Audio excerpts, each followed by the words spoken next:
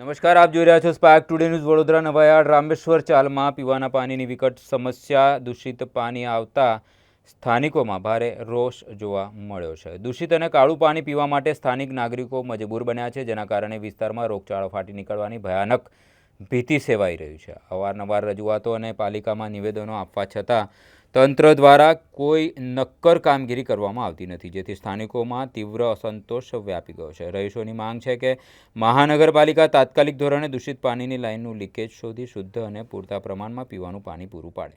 સમસ્યા છે કે અમારા વિસ્તારમાં કેટલા વખતથી, આજનું નહીં કેટલા વખતથી વિસ્તર ગટરનું પાણી આવે છે નળમાં.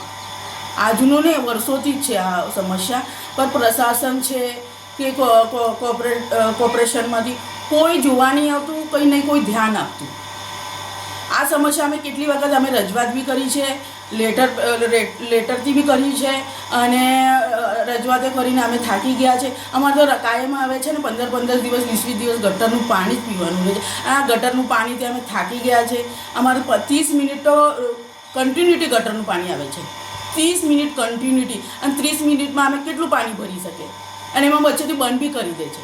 હવે અમે ત્રાહિમામ થઈ ગયા છે આ કોર્પોરેશનમાંથી, કંટાળી ગયા છે, બોલીને થાકી ગયા છે. કોઈ ધ્યાન જ નહીં આપતું. આ કોર્પોરેશનમાંથી તો કોઈ ધ્યાન જ નહીં, ના કોઈ આવતું જોવા. આ લોકોને તો ખબર નહીં શું ચૂંટાઈને લાવીને અમને અમારે સમસ્યા જ ભોગવાની કાયમ માટે. શું નામ તમારું? સરિતા વિજય જાદવ.